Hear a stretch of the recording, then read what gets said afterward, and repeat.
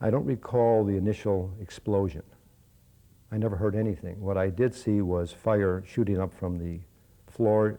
I then made one gesture with my right arm, threw my shoulder against the door, and I was able to tumble out of the car. Frank Rosenthal wasn't the only mob associate targeted in the months after the Stardust skimming caper. The Stardust slot manager was murdered. Teamster bagman Alan Dorfman was also gunned down. The feds believe that Midwestern crime bosses were trying to sever ties between themselves and anyone who knew about the skim. When Rosenthal's Cadillac was blown apart outside a Sahara Avenue eatery, suspicion centered on his boyhood friend Tony Spilatro, not only because Spilatro was Chicago's Las Vegas enforcer, but also because he'd become romantically involved with Rosenthal's wife, Jerry. For me to affirm the allegations, the suspicions, just wouldn't be in good taste, considering the fact, again, that she was or is the mother of my children.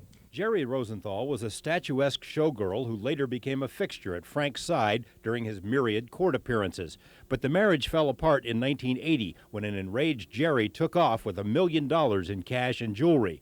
For a time, she was a suspect in the car bombing, but just a month afterward, she died under mysterious circumstances in L.A. Lefty was crushed, but had other things on his mind and offered to join the witness protection program.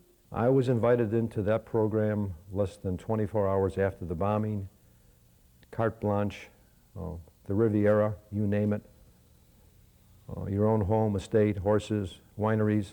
I chose to remain as is, status quo, and took my chances.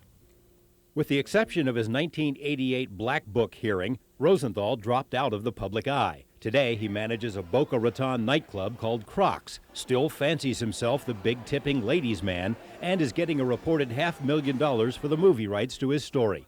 He says he cooperated with the film only as a favor to his longtime attorney, Oscar Goodman, and in his own way isn't sure that actor Robert De Niro is up to the challenge of playing him. He's going to try.